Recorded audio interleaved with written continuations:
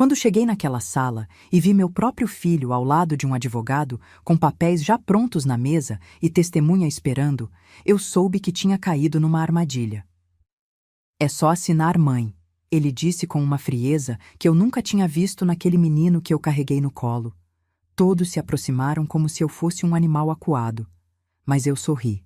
Sorri porque eles não faziam ideia do que estava prestes a acontecer. Olhei para a porta e disse baixinho: "Meu primeiro convidado chegou." A cara de pânico que passou no rosto dele naquele momento foi algo que eu nunca vou esquecer. Eu sei que você deve estar se perguntando como uma mãe chega nesse ponto, não é mesmo? Como um filho tem coragem de armar uma cilada dessas para a própria mãe? Pois fique aí comigo, porque essa história você precisa ouvir até o final. E se você está me ouvindo agora, comenta aqui embaixo de onde você é. Se inscreve no canal, porque aqui você vai encontrar histórias reais, de pessoas reais, gente como eu e você, que passa por situações que a gente nunca imagina que vai viver. E pode ter certeza que o final dessa história você não vai acreditar. Então fica comigo até o fim porque vale muito a pena. Meu nome é Marisa, tenho 63 anos e durante 40 anos da minha vida eu me dediquei completamente à minha família. 40 anos. Deixa eu repetir isso para você entender bem o peso dessa frase. 40 anos acordando antes do sol nascer, preparando café, almoço e janta, lavando roupa, passando, limpando casa, cuidando de marido e filho. 40 anos colocando todo mundo na frente das minhas próprias vontades e necessidades. Quando casei com o Reinaldo, eu tinha 22 anos. Era professora de educação infantil numa escolinha aqui em Belo Horizonte. Ganhava meu próprio dinheiro. Tinha minhas amigas, meus sonhos. Sonhava em fazer faculdade de pedagogia, queria viajar, conhecer o Rio de Janeiro, as praias do Nordeste. Mas aí veio o casamento e depois de um ano nasceu o Gabriel. Meu filho. Meu único filho. A pessoa por quem eu abri mão de tudo. O Reinaldo nunca foi um homem fácil. Trabalhava como gerente de vendas numa empresa de materiais de construção e sempre deixou claro que o dinheiro que entrava em casa era dele. "Eu trabalho fora, você cuida da casa, cada um com sua função", ele dizia. E eu aceitei. Aceitei porque fui criada assim. Minha mãe sempre me disse que mulher de verdade cuida do lar, que o papel do homem é trazer o sustento. Então eu larguei meu trabalho quando o Gabriel nasceu. "Criança precisa da mãe em casa", o Reinaldo falou. E lá fui eu, guardando meus diplomas, minhas roupas de trabalho, meus sonhos, tudo numa caixa no fundo do armário. O Gabriel cresceu grudado em mim. Eu fazia tudo por aquele menino. Acordava de madrugada quando ele tinha febre, passava a noite em claro fazendo trabalho de escola com ele, ia em todas as reuniões, todos os eventos. Quando ele quis fazer judô, foi o meu dinheiro do artesanato que eu vendia escondido que pagou as aulas. O Reinaldo dizia que era frescura, que menino tinha que ficar em casa estudando. Mas eu queria que meu filho tivesse oportunidades que eu não tive. Queria que ele fosse feliz. Abri mão de herdar a casa da minha mãe quando ela faleceu há 15 anos. Minha irmã Claudete queria vender e dividir o dinheiro, mas o Reinaldo me convenceu a deixar tudo para ela. "Sua irmã precisa mais que a gente, Marisa. A gente já tem nossa casa, temos estabilidade. Seja generosa." E eu fui. Assinei a renúncia da herança achando que estava fazendo o bem. A casa valia uns 200 mil reais na época. 200 mil reais que eu simplesmente deixei ir embora porque meu marido me convenceu que era o certo a fazer. Quando o Gabriel fez 18 anos, ele entrou na faculdade de administração, particular, caríssima. O Reinaldo pagava a mensalidade, mas eu pagava todo o resto. Livros, xerox, lanche, gasolina, roupa nova, porque ele dizia que precisava estar bem vestido para fazer networking. Eu vendia bolo, salgado, fazia crochê, qualquer coisa para dar aquele dinheiro extra para o meu filho. E sabe o que eu ouvia? "Mãe, a senhora podia fazer uns bolos mais modernos, esses daí parecem coisa de vó." Mas ele pegava o dinheiro, isso ele pegava. Tinha dias que eu ia dormir com as mãos inchadas de tanto fazer crochê. Levantava 5 da manhã para fazer 100 salgadinhos que eu vendia na porta da escola do bairro. O Reinaldo reclamava: Você tá virando uma comerciante, Marisa. Que vergonha a mulher do gerente vendendo salgadinho na rua. Mas quando era para pagar o churrasco que o Gabriel queria fazer para os amigos, aí o dinheiro dos salgadinhos era bem-vindo. Eu lembro de um dia específico. O Gabriel tinha uns 22 anos, já estava no final da faculdade. Eu tinha juntado um dinheirinho, quase R$ 3.000, guardado escondido porque eu queria fazer um tratamento nos dentes. Tinha vergonha de sorrir. Vários dentes quebrados, outros faltando. Mas aí o Gabriel chegou dizendo que precisava de dinheiro urgente para pagar uma viagem de formatura. Ele não pediu, ele exigiu. Mãe, todo mundo vai. Eu não posso ser o único trouxa que não vai para Porto Seguro. A senhora não quer que eu passe vergonha, quer? E lá se foram meus R$ 3.000. Meus dentes continuaram quebrados. Ele foi para Porto Seguro. As coisas começaram a mudar de verdade quando o Gabriel se formou e arrumou emprego. Ele começou a trabalhar numa empresa de marketing digital, ganhando bem, melhor até que o pai. E sabe o que aconteceu? Ele foi ficando distante. Não chegava mais para jantar, não conversava mais comigo, mal olhava na minha cara. Quando eu perguntava alguma coisa, ele respondia com monossílabos, olhando para o celular. Gabriel, meu filho, conta pra mãe como foi seu dia. Foi. Mas aconteceu alguma coisa legal? Não. E voltava pro celular. Conheceu a Bianca numa festa da empresa. Uma menina bonita, loira, trabalha com ele. Quando ele levou ela para jantar em casa pela primeira vez, eu fiz aquela comida especial, sabe?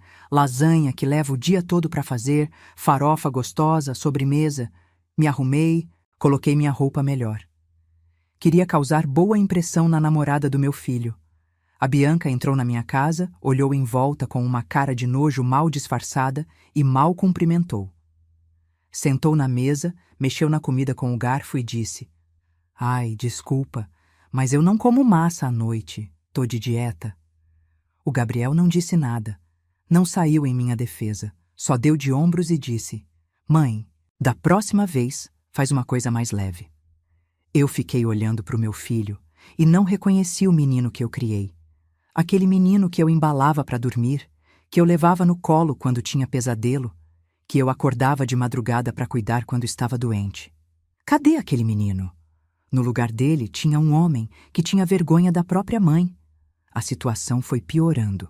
O Gabriel começou a falar que eu era antiquada, que eu não entendia o mundo moderno, que eu precisava me atualizar. Um dia ele chegou com a Bianca e os dois sentaram comigo e com o Reinaldo na sala. A gente precisa conversar sobre uma coisa séria, o Gabriel disse. Meu coração até apertou, pensei que iam dizer que ela estava grávida. Mas não. Eles queriam que eu e o Reinaldo vendêssemos nossa casa e comprássemos um apartamento menor. Vocês não precisam de uma casa de 3 quartos só para vocês dois. Vende essa casa, compra um apartamento pequenininho e me dá uma parte do dinheiro para eu investir. Eu sei trabalhar com dinheiro melhor que vocês. Eu fiquei em choque. Aquela era a minha casa, a casa que eu limpei durante 40 anos, onde eu criei meu filho, onde eu tinha cada cantinho decorado com minhas coisinhas. E ele queria que eu vendesse tudo para dar dinheiro para ele. O Reinaldo, para minha surpresa, disse não. Gabriel, essa casa é nossa. A gente trabalhou muito para conseguir ela. Quando a gente morrer, você herda tudo. Mas enquanto a gente está vivo, isso aqui é nosso. O Gabriel levantou, bateu a porta e foi embora. Ficou 1 mês sem falar com a gente. Foi a Bianca quem ligou depois de 1 mês, não para pedir desculpas. Ela ligou para dizer que eu estava afastando o Gabriel da família por ser egoísta e apegada a bens materiais. Eu, egoísta. Eu que dei minha vida inteira para aquele menino. Chorei tanto naquele dia que fiquei com dor de cabeça durante 3 dias. As coisas melhoraram superficialmente depois disso. O Gabriel voltou a vir em casa, mas era diferente. Ele vinha, ficava meia hora, comia alguma coisa e ia embora. Sempre com pressa, sempre com o telefone na mão. Eu tentava conversar, tentava perguntar sobre a vida dele, mas ele não dava abertura. A Bianca vinha junto às vezes, sentava no sofá mexendo no celular, nem fingia que estava interessada em estar ali. Um dia, eu ouvi sem querer uma conversa deles na varanda. Eu tinha ido levar um suco e eles não me viram chegando. A Bianca dizia: Amor, sua mãe é muito grudenta. Você precisa colocar limites. E olha o jeito que ela se veste, parece uma mendiga. Quando a gente casar, você não vai querer que ela vá no nosso casamento desse jeito, vai. E sabe o que meu filho respondeu? Sabe o que o menino que eu carreguei no colo respondeu? Relaxa, amor. Quando a gente casar, ela vai fazer o que eu mandar. Minha mãe sempre fez tudo o que eu quis. Voltei para a cozinha com aquele suco na mão, sentindo meu coração partir em pedacinhos. Mas não falei nada. Engoli aquela dor. Coloquei um sorriso no rosto e levei o suco para eles como se nada tivesse acontecido. Porque era isso que eu sabia fazer. Engolir a dor e continuar sorrindo. 2 meses depois disso, o Reinaldo teve um infarto. Foi de madrugada, ele acordou passando mal, chamou por mim. Levei ele para o hospital correndo, liguei para o Gabriel no caminho. Ele disse que ia encontrar a gente lá. Fiquei no hospital a noite inteira, sozinha, segurando a mão do Reinaldo enquanto ele estava na UTI. O Gabriel só apareceu no dia seguinte, no meio da tarde. Desculpa, mãe. Tive uma reunião importante que não dava para desmarcar. Uma reunião mais importante que o pai dele quase morrendo. O Reinaldo sobreviveu, mas ficou debilitado. Teve que se aposentar por invalidez. De repente, a gente perdeu mais da metade da renda da casa. Eu voltei a vender meus salgados, meus bolos, aumentei a produção de crochê.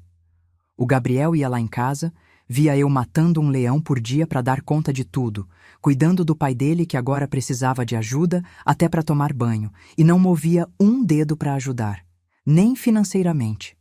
Mãe, eu tenho minhas contas para pagar, tô juntando dinheiro para casar. Mas quando eu pedia para ele buscar um remédio do pai na farmácia, ele dizia que estava ocupado. Foi nessa época que eu comecei a perceber umas coisas estranhas. O Gabriel começou a aparecer em casa perguntando sobre documentos. Mãe, cadê a escritura da casa? Mãe, o nome dessa casa tá como? Só no nome do pai ou no seu também? Mãe, vocês têm algum investimento? Alguma poupança? Eu respondia sem entender direito porque ele estava perguntando aquilo. Achava que era só curiosidade, ou que ele estava querendo ajudar a organizar as coisas por causa da doença do pai. Um dia, ele chegou com um papel. Mãe, eu preciso que a senhora assine isso aqui. É só uma procuração para eu poder cuidar das contas do pai enquanto ele está doente. Facilita tudo. Eu peguei o papel para ler, mas ele foi logo dizendo: A senhora não precisa ler tudo isso não, mãe. É tudo termo jurídico chato. Confia em mim. E pegou o papel da minha mão.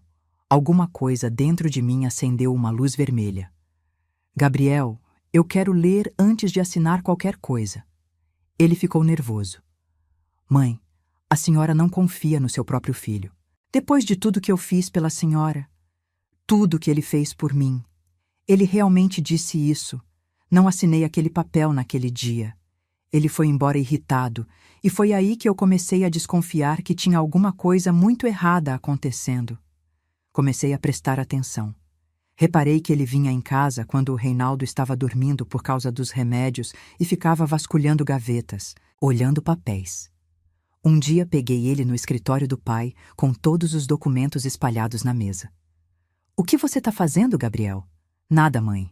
Só tô vendo aqui a situação de vocês para tentar ajudar. Mas o jeito dele não era de quem queria ajudar. Era de quem estava procurando alguma coisa. Conversei com a Claudete, minha irmã. Contei para ela o que estava acontecendo. Ela ficou muito preocupada. Marisa, esse menino tá tramando alguma coisa. Você precisa ficar esperta. Protege teus documentos, não assina nada sem ler. A Claudete nunca foi muito com a cara do Gabriel. Dizia que eu tinha mimado demais ele, que tinha criado um egoísta. Eu sempre defendi meu filho, mas agora estava começando a ver que talvez ela tivesse razão. 3 semanas depois daquele dia que peguei ele mexendo nos documentos, eu recebi a mensagem. Era uma sexta-feira de manhã. O Gabriel mandou no grupo da família. Reunião de família urgente. Hoje à tarde, 4 horas, aqui em casa. Precisamos conversar coisa séria. Não faltem. Meu coração disparou. Liguei para ele na hora. Filho, o que aconteceu? Tá tudo bem? Tá tudo bem, mãe. Só preciso conversar com vocês sobre umas coisas importantes. Traz o pai. E desligou. Passei o dia inteiro aflita. O Reinaldo também estava preocupado. Marisa, será que o menino tá com algum problema? Será que ele tá doente? A gente sempre pensa no melhor, né? Mesmo depois de tudo, eu ainda queria acreditar que meu filho tinha bom coração. Que ele tinha chamado a gente porque precisava de ajuda, de apoio. Que bobagem a minha. Chegamos na casa dele às 4 em ponto. Ele tinha comprado um apartamento num bairro nobre, todo moderno, decorado pela Bianca, com aquelas coisas minimalistas que não combinam em nada com a gente. Tocamos a campainha. A Bianca abriu a porta. Nem deu boa tarde, só disse: "Entra, ele tá esperando na sala." Quando entramos na sala, eu congelei. Tinha um homem de terno sentado no sofá que eu nunca tinha visto na vida. "Boa tarde, senhora Marisa, senhor Reinaldo. Meu nome é Dr. Fernando, sou advogado." Um advogado. Meu filho tinha chamado a gente para uma reunião com um advogado e não tinha avisado. O Gabriel estava em pé, do lado do advogado, com uma pasta na mão. Tinha uma outra mulher também, mais velha, sentada numa cadeira no canto. "Essa é a dona Neuza. Ela vai servir de testemunha para o que a gente vai tratar aqui hoje", o Gabriel disse. Testemunha, advogado, documentos. Minha cabeça começou a girar. "Gabriel, o que está acontecendo aqui?" Ele nem olhou nos meus olhos. Abriu a pasta, tirou uns papéis e colocou na mesa de centro. "Senta, mãe. Senta, pai. A gente precisa resolver uma situação." Me sentei porque minhas pernas estavam tremendo. O Reinaldo sentou do meu lado, pálido. O advogado começou a falar com aquela voz profissional, fria.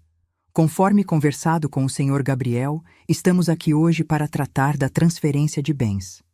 Dada a condição de saúde do senhor Reinaldo e a idade avançada da senhora Marisa, o Gabriel está preocupado com a administração do patrimônio familiar." Idade avançada.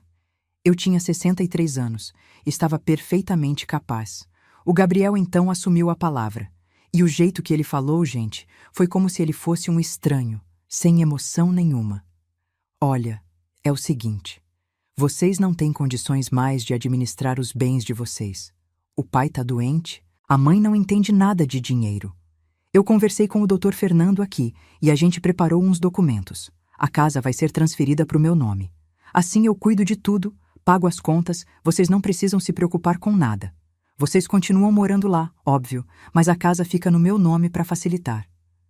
Eu não conseguia acreditar no que estava ouvindo.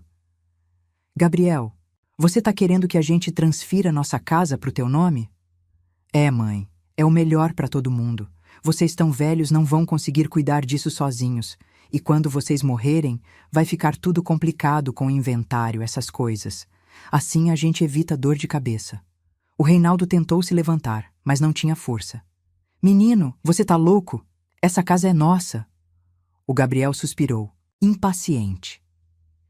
"Pai, o senhor não tá entendendo. Eu não tô tirando a casa de vocês. Vocês vão continuar morando lá. Só vai mudar o nome no papel." A Bianca, que estava encostada na parede de braços cruzados, resolveu dar o pitaco dela. "Sogro, o Gabriel só tá pensando no bem de vocês. Imagina se acontece alguma coisa, se vocês precisam vender a casa às pressas. Vocês não vão ter energia para lidar com isso. Com a casa no nome dele, fica tudo mais fácil." Eu olhei para ela, aquela menina metida à besta, e pensei em quantas vezes eu tinha engolido sapo por causa dela. Quantas vezes eu tinha deixado ela me desrespeitar dentro da minha própria casa para não criar problema para o meu filho. O advogado empurrou os papéis na minha direção. "São documentos simples, senhora Marisa.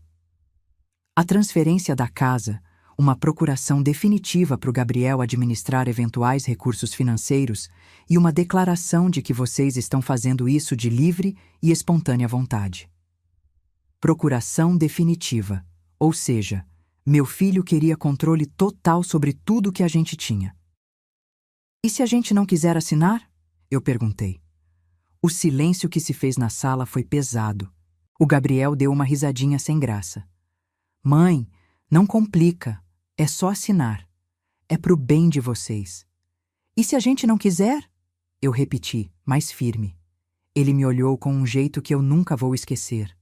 Um olhar duro, frio. Então a gente vai ter que fazer isso do jeito difícil. O doutor Fernando pode entrar com um processo pedindo a interdição de vocês, principalmente do pai, que está incapacitado. A gente tem laudos médicos, a gente tem testemunhas de que vocês não têm mais condições de cuidar de si mesmos. Vocês escolhem, ou assinam isso aqui de boa vontade, ou a gente faz na justiça. Naquela hora eu entendi.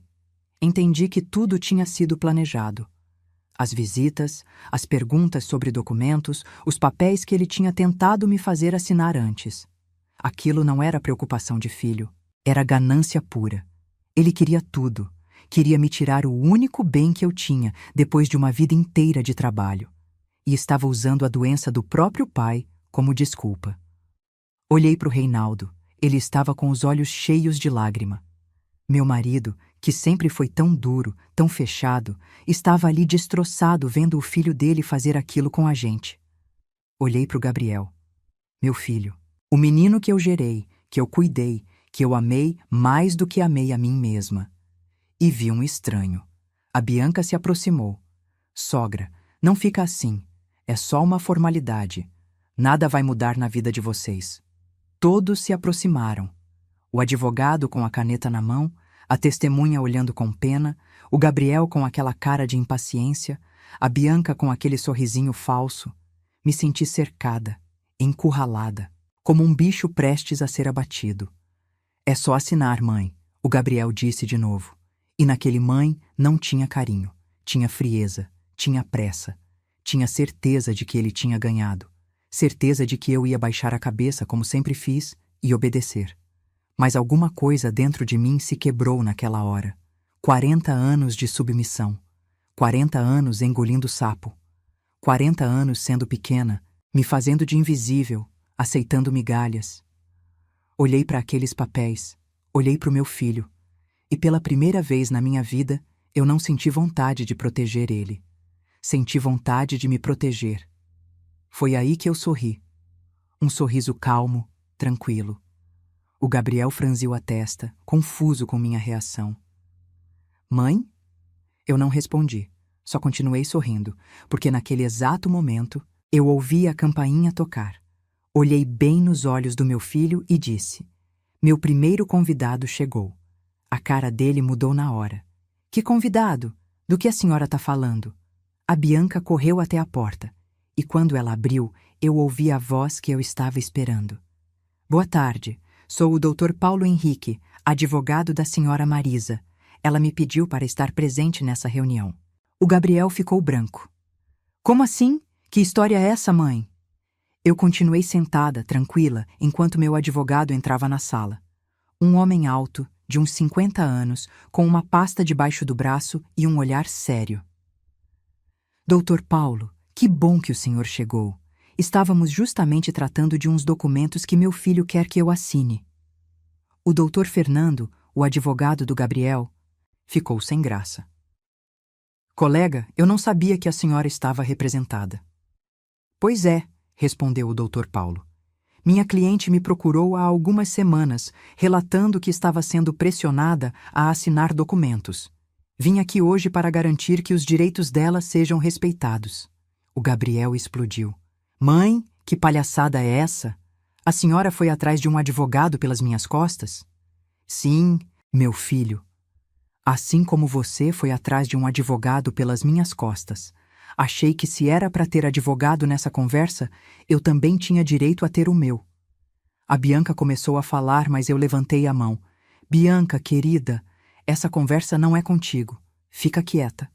O Gabriel tentou recuperar o controle da situação. Tá bom, mãe. Se a senhora quer ter um advogado aqui, tudo bem. Mas isso não muda nada. A gente está fazendo isso para o bem da senhora e do pai. O Dr. Paulo abriu a pasta dele.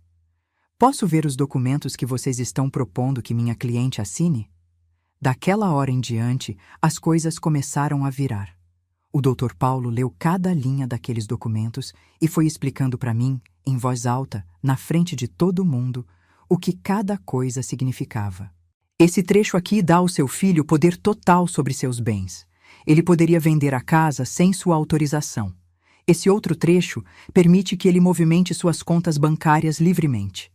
E esse aqui é uma declaração de que você não está sendo coagida, o que é claramente falso dado o contexto dessa reunião. A cada coisa que meu advogado falava, a cara do Gabriel ia ficando mais vermelha. O doutor Fernando tentou argumentar, mas o doutor Paulo foi categórico.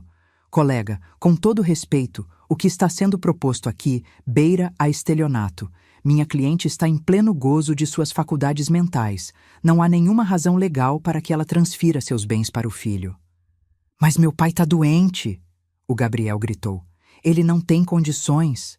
Seu pai ter tido um problema de saúde não significa que sua mãe é incapaz de administrar os próprios bens, respondeu o doutor Paulo. A não ser que você tenha algum laudo médico que ateste que ela tem alguma condição que a incapacite? Silêncio, porque não tinha laudo nenhum, porque eu estava perfeitamente bem.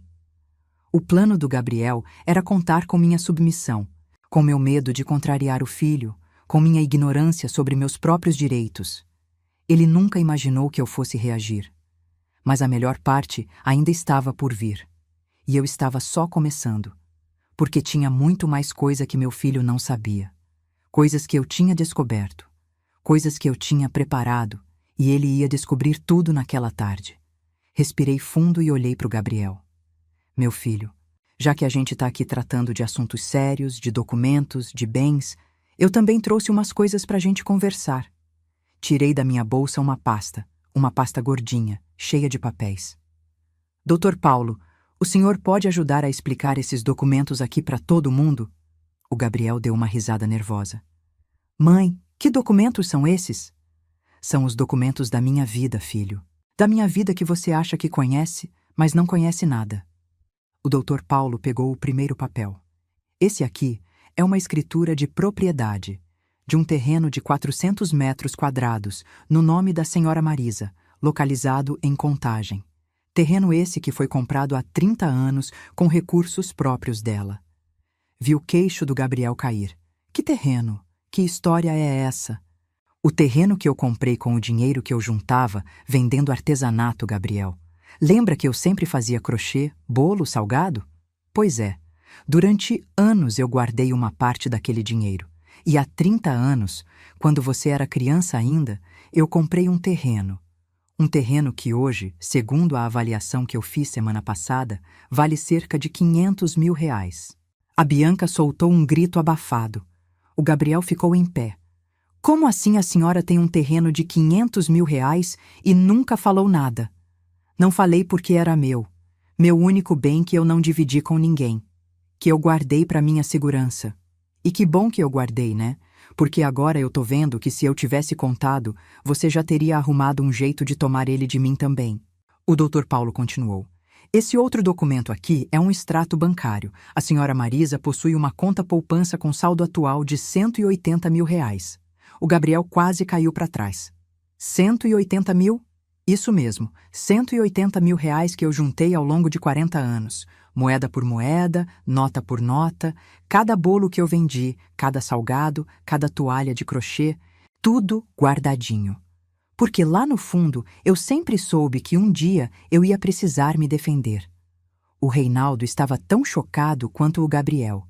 Ele também não sabia de nada. Marisa, você nunca me contou isso. Não contei, Reinaldo, porque durante 40 anos você me tratou como se eu fosse sua empregada. Como se o dinheiro que eu ganhava não fosse dinheiro de verdade. Como se meu trabalho não tivesse valor. Então eu guardei tudo escondido. E fiz muito bem. Mas eu não tinha terminado. Doutor Paulo, mostra o próximo documento. O advogado pegou outro papel. Esse aqui é uma certidão de registro de marca. A senhora Marisa registrou há 2 anos a marca Delícias da Marisa e possui um CNPJ ativo de produção e venda de alimentos. O Gabriel estava em choque. A senhora tem uma empresa? Tenho sim, uma microempresa. Aqueles bolos e salgados que você tinha vergonha da sua mãe vender? Pois é. Hoje eu forneço para 3 escolas, 2 empresas e faço encomendas para festas. Tá dando um lucro bom. Nada extraordinário, mas o suficiente para eu viver dignamente. E tá tudo certinho, registrado, pagando imposto. A Bianca tentou se recuperar do choque. Mas, sogra, se a senhora tem tudo isso, por que vive daquele jeito? Naquelas roupas velhas, naquela casa simples? Olhei para ela com pena. Porque eu não preciso de roupa de marca para ter valor, Bianca. Porque eu não preciso morar num apartamento chique para ser feliz. Porque eu aprendi que o importante não é parecer rica, é ser livre. O Gabriel ainda tentou argumentar. Mas, mãe, se a senhora tem tudo isso, a senhora tinha que ter me contado. Eu sou seu filho. Ah, é? E por que eu tinha que te contar? Para você fazer o quê? Para você tentar tomar de mim como tá tentando tomar minha casa agora?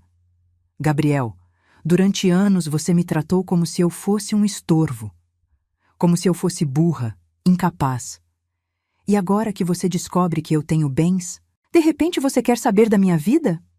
O Dr. Paulo pegou mais um papel. E por fim, temos aqui uma doação. A senhora Marisa doou o terreno de Contagem para uma instituição de caridade, a Fundação Lar das Mães, que cuida de mães solo em situação de vulnerabilidade. Eu sorri. Isso mesmo. Na semana passada eu doei meu terreno. Os R$ 500.000 vão ser usados para construir um centro de capacitação profissional para mulheres, para que elas aprendam um ofício e não precisem depender de marido ou filho para sobreviver. Gabriel estava roxo de raiva. A senhora doou R$ 500.000? A senhora tá louca? Não, meu filho, eu tô lúcida. Tão lúcida que percebi que era melhor doar meu dinheiro para quem realmente precisa do que deixar ele cair nas mãos de alguém que só pensa nele mesmo. A testemunha que o Gabriel tinha levado, a tal da dona Neuza, estava boquiaberta acompanhando tudo. O doutor Fernando já tinha guardado os papéis dele, claramente querendo sair dali o mais rápido possível. Mas eu ainda não tinha terminado. Gabriel, sabe por que eu te chamei de filho até hoje? Porque eu tinha esperança.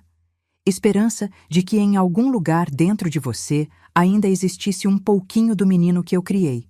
Do menino que me abraçava, que dizia que me amava, que prometia que ia sempre cuidar de mim. Mas hoje eu perdi essa esperança. Hoje eu vi que esse menino morreu, e no lugar dele tem um homem que eu não reconheço. Um homem ganancioso, frio, capaz de armar uma cilada para a própria mãe. Peguei minha bolsa.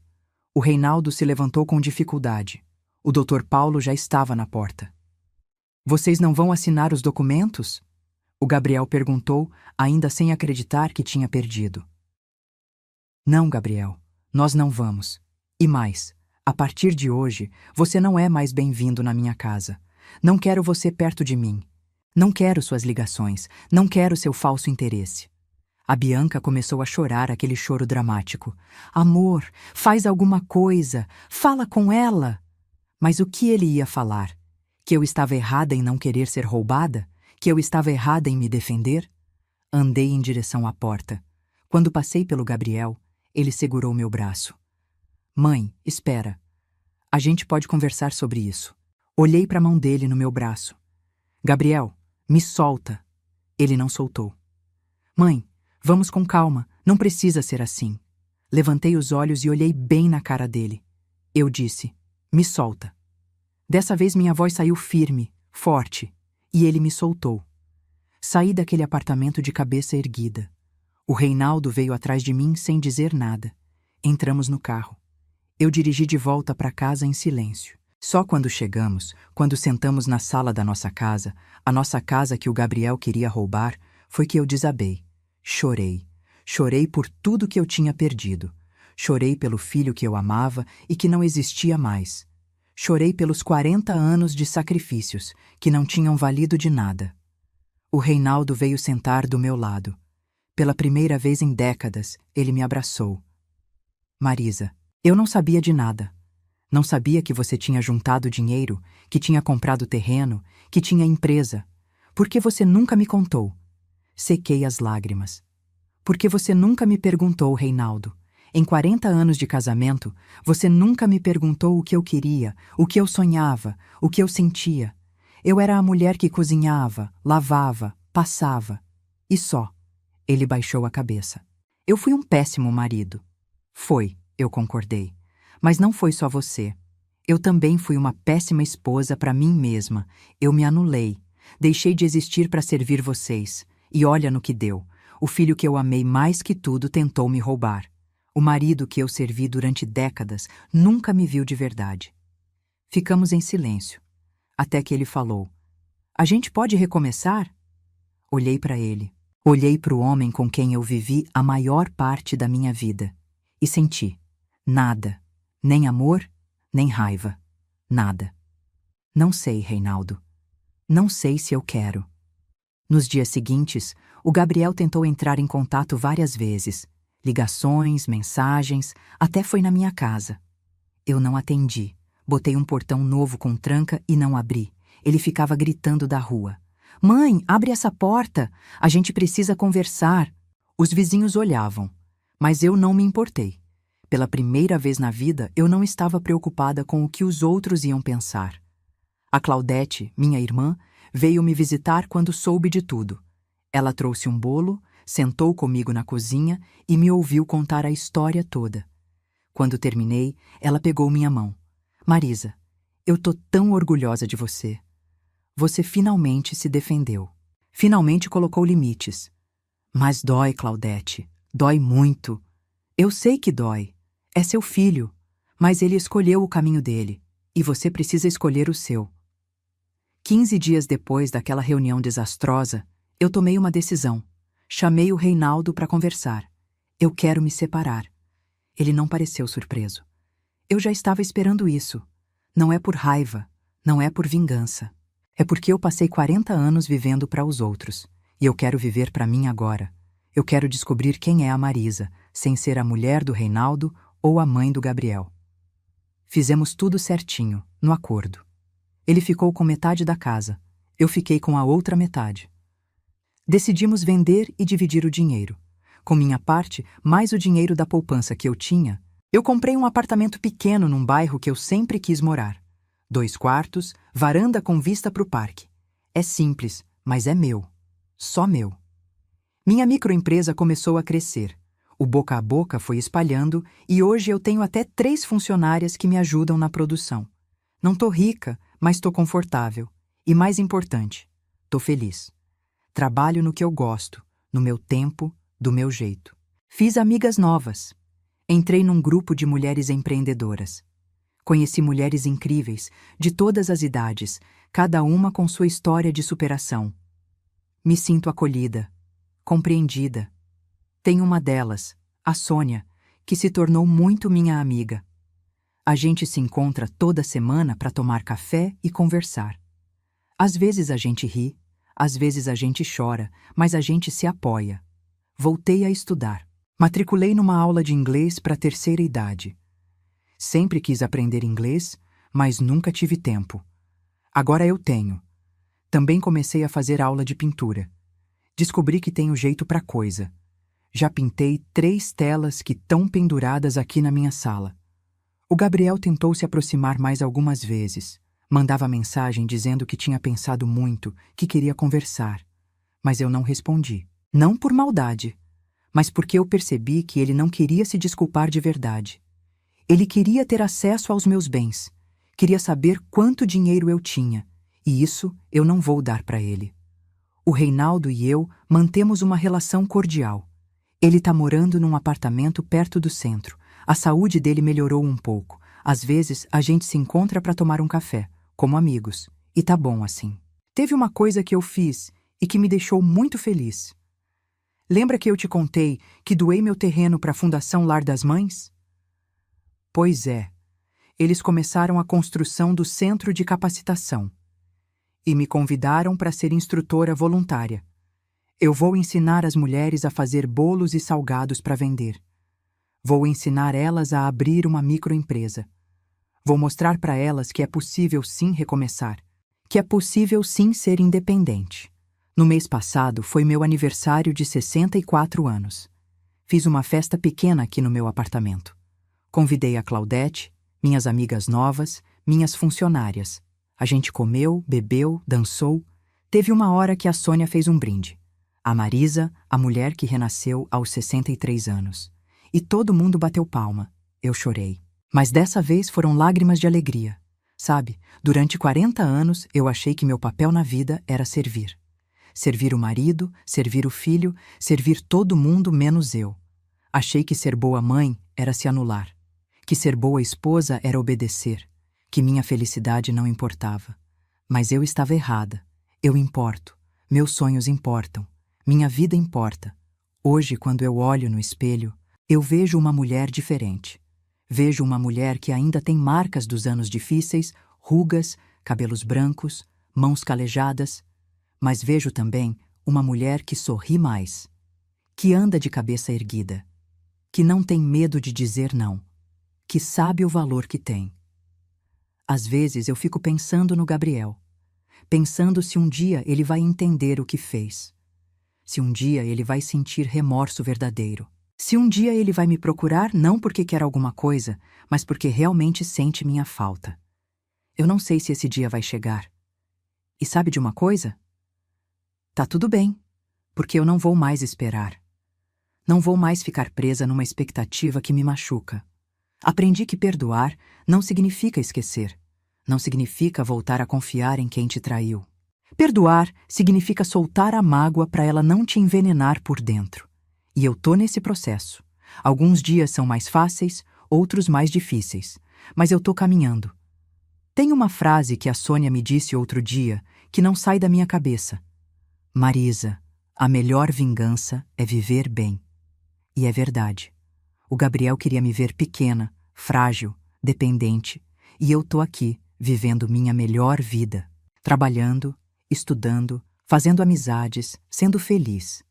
Isso é a maior prova de que ele não conseguiu me destruir. Não vou mentir para vocês e dizer que tá tudo perfeito.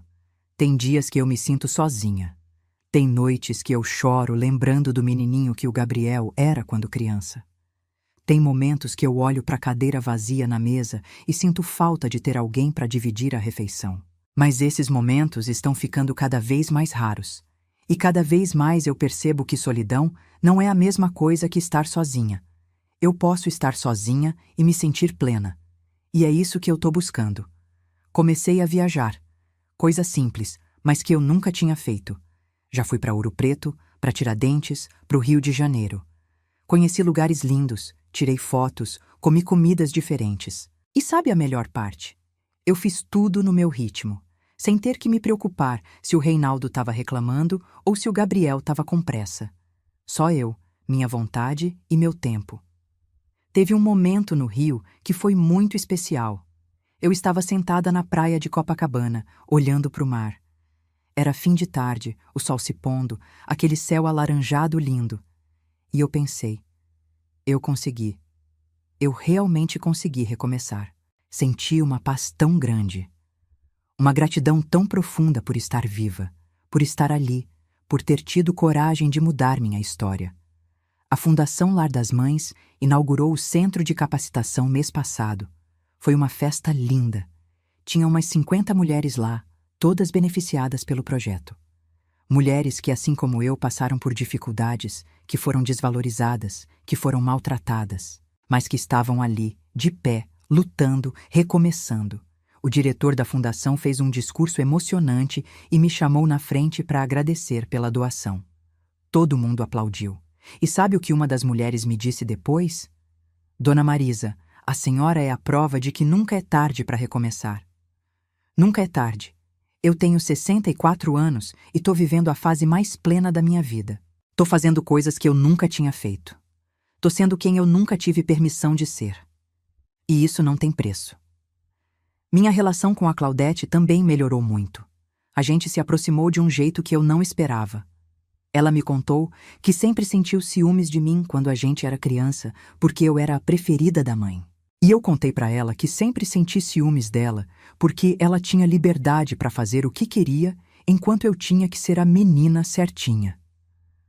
A gente chorou muito naquela conversa e pediu desculpas uma para outra.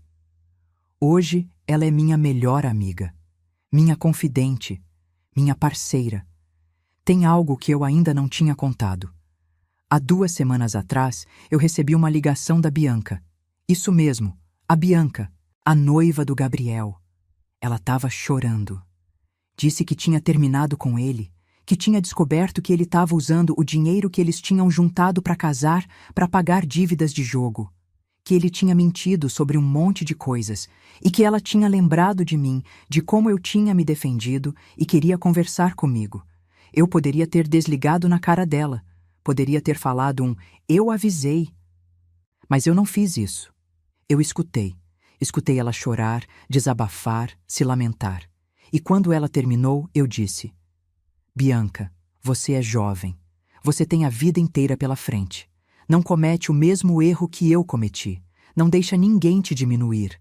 Não abre mão dos seus sonhos por causa de homem nenhum. E, principalmente, aprende a se valorizar. Porque quando a gente se valoriza, a gente não aceita migalha de ninguém. Ela agradeceu e desligou. Não sei se ela vai seguir meu conselho. Não sei se ela tem força para recomeçar. Mas eu plantei a semente, e às vezes é só isso que a gente pode fazer: plantar sementes e torcer para que elas germinem. Quanto ao Gabriel, eu soube por terceiros que ele está com problemas. Perdeu o emprego, está endividado, tentou pegar empréstimo e não conseguiu. Parte de mim, aquela parte que ainda é mãe, fica preocupada. Mas a parte de mim que aprendeu a se proteger sabe que eu não posso fazer nada. Que ele é adulto, que ele fez escolhas. E que ele precisa arcar com as consequências dessas escolhas. Não vou negar que às vezes eu penso em ligar para ele, em perguntar como ele tá, mas aí eu lembro da cara dele naquele dia, na sala, me coagindo a assinar aqueles papéis. Lembro da frieza no olhar. E eu sei que se eu voltar, se eu der uma brecha, ele vai tentar de novo. Porque gente assim não muda, não da noite pro dia. E eu não vou me colocar em risco de novo. Aprendi que cuidar de mim não é egoísmo. É necessidade, é sobrevivência. Durante 40 anos, eu me coloquei em último lugar. E quase me perdi completamente. Hoje eu me coloco em primeiro. E isso não faz de mim uma pessoa ruim. Faz de mim uma pessoa sábia. Olho para trás e vejo tudo o que eu passei. As dificuldades, as humilhações, os sacrifícios, a dor. E por mais estranho que pareça, eu sou grata. Porque tudo isso me trouxe até aqui. Me transformou nessa mulher que eu sou hoje. Uma mulher forte, independente, corajosa. Uma mulher que não tem medo de estar sozinha, porque sabe que a pior solidão é estar acompanhada de quem não te valoriza. Então, se você está me ouvindo agora, se você se identificou com alguma parte da minha história, eu quero te dizer uma coisa: nunca é tarde para recomeçar. Não importa quantos anos você tem. Não importa quanto tempo você passou numa situação ruim. Não importa quanto você sacrificou. Você ainda tem tempo. Você ainda tem valor. Você ainda merece ser feliz. Não aceita ser tratada como se você não importasse. Não aceita migalha de afeto. Não aceita ser invisível. Você é importante. Você merece respeito. Você merece ser amada de verdade. E se as pessoas à sua volta não enxergam isso, o problema não é você. O problema é elas. Eu poderia ter passado o resto da minha vida sendo a Marisa submissa, a Marisa que abaixa a cabeça, a Marisa que aceita qualquer coisa para não perder o filho.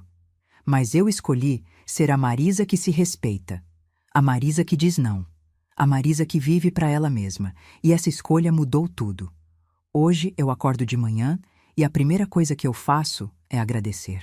Agradecer por ter tido coragem. Agradecer por estar viva. Agradecer por estar livre.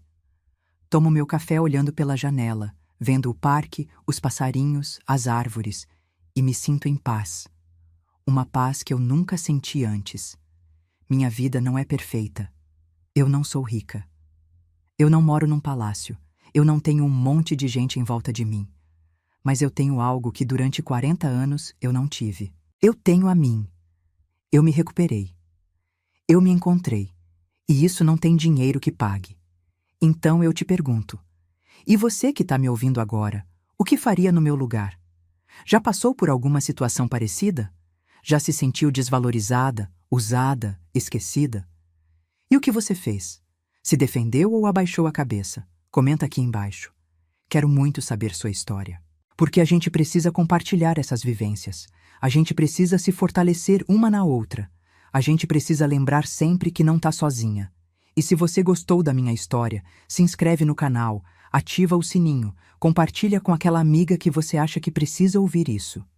Porque histórias como a minha precisam ser contadas, precisam ser ouvidas. Para que outras mulheres saibam que é possível sim recomeçar, que é possível sim se libertar, que é possível sim ser feliz. Eu sou a Marisa, tenho 64 anos, e essa é a minha história de como eu me libertei e renasci. E se eu consegui, você também consegue. Acredita em você. Você é mais forte do que imagina.